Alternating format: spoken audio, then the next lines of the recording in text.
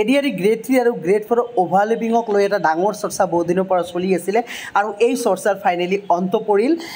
যেহেতু অভাৰলেপিঙৰ যিটো ইস্যু এই ইস্যুটোৰ ওপৰতে চৰকাৰ বা ডিপাৰ্টমেণ্টৰ কিন্তু দৃষ্টিগোচৰ হৈছে আৰু এটা নটিফিকেশ্যন ওলাইছে পাৰ্চনেল আসাম মানে ডিপাৰ্টমেণ্টৰ ফালৰ পৰা তো এই পাৰ্চনেল ডিপাৰ্টমেণ্ট আসামৰ ৱেবছাইটত গ'লে আপোনালোকে ইয়াৰ নটিফিকেশ্যনটো দেখা পাব যে দেখা গৈছিলে যে অভাৰলিপিঙৰ এটা ডাঙৰ ইস্যু যিহেতু এডিআৰই 1ত আমি দেখিছিলোঁ যে কি হৈছিলে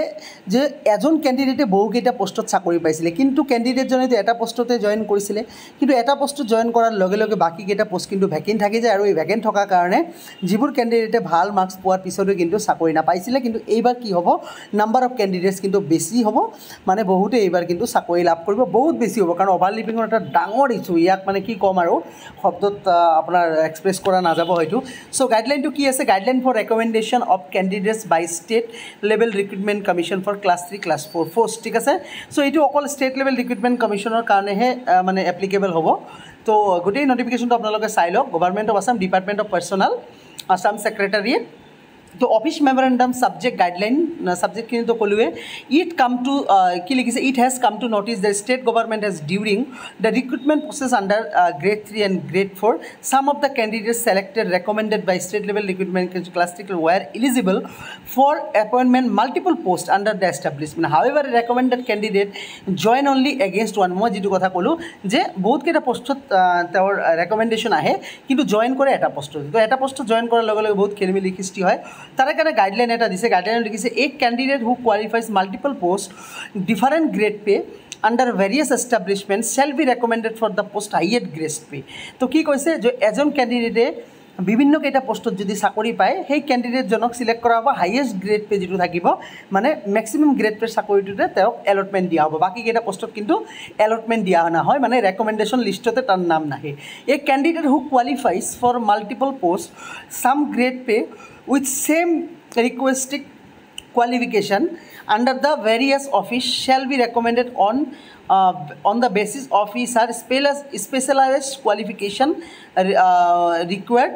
for a post to কি কৈছে যে এনেকুৱা দেখা যায় যে সেম গ্ৰেড পে থাকে কিন্তু আপোনাৰ বিভিন্ন ডিপাৰ্টমেন্টত চাকৰি পায় ক্যান্ডিডেট তো সেই ক্ষেত্ৰত দেখা হ'ব যে ক্যান্ডিডেটজনৰ মানে স্পেশালাইজেশন কি আছে স্পেশাল কোয়ালিফিকেশন কি আছে তাৰ ওপৰতে ভিত্তি কৰি পেলাই দিয়া হ'ব এতিয়া ধৰক আপুনি যদি এগ্ৰিকালচাৰ হেৰিৰ পৰা বিভাগৰ পৰা আপুনি যদি গ্ৰেজুৱেট হয় দেখা গ'ল এগ্ৰিকালচাৰ ডিপাৰ্টমেন্টত আপুনি চাকৰি লাভ কৰিছে আৰু এটা দেখা গ'ল যে আপুনি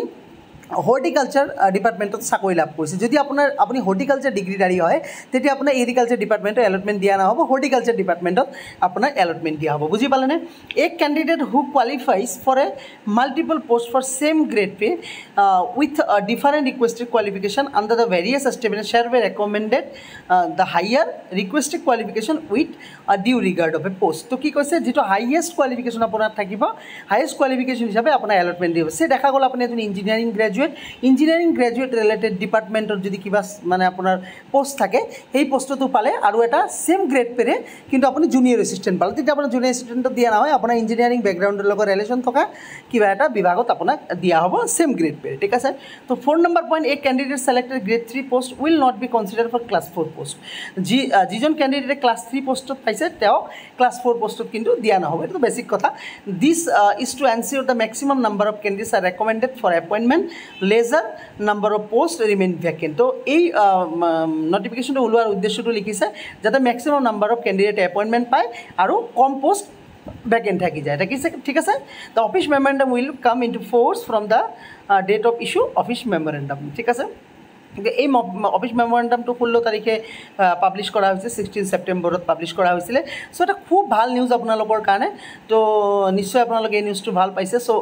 গ্ৰেড 3 আৰু এইখিনিত আৰু এটা কথা ক'ব বিচাৰিম গ্ৰেড 3 আৰু গ্ৰেড 4ৰ কাৰণে এটা মক টেষ্ট লঞ্চ কৰা হৈছে গ্ৰেড 4ৰ 4টা মক টেষ্ট আছে ঠিক আছে তো এই 4টা মক টেষ্টৰ ডিটেইলছখিনি মই ইয়াতে আৰু নকওঁ ঠিক আছে এই ডিটেইলছখিনি যদি আপোনালোকে লাগে টেলিগ্ৰাম চেনেলৰ লিংক আছে ডেছক্ৰিপশ্যন বক্সত জয়েন কৰি লওক তাতে মই ডিটেইলছখিনি আপোনালোকক জনাই দিম ঠিক আছে বা নেক্সট ভিডিও এটাত মই কৈ দিম যে গ্ৰেড 4 কি মক টেষ্ট এটা লঞ্চ কৰিছোঁ 4টা মক টেষ্ট আছে অসমীয়া মিডিয়াম ইংৰাজী মিডিয়ামৰ ডিটেইলছ কি হ'ব আৰু 21 তাৰিখে গ্ৰেজুৱেট লেভেলৰ এটা মক টেষ্ট হ'ব স্পেশাল মক টেষ্ট ঠিক আছে according to the higher secondary পেটাৰ্ণটো ফলো কৰি পেলাইহে মক টেষ্টটো বনোৱা হ'ব ঠিক আছে চ' টেলিগ্ৰাম চেনেলত জইন কৰি ল'ব আপোনালোকে তাতে ডিটেইলছখিনি ক'ম আৰু নেক্সট ভিডিঅ'ত মই এই মক টেষ্টৰ ডিটেইলছখিনি আপোনালোকক জনাই দিম ঠিক আছে টিল দেন আপোনালোকে চেনেলটো ছাবস্ক্ৰাইব কৰি ৰাখক থেংক ইউ ছ' মাছ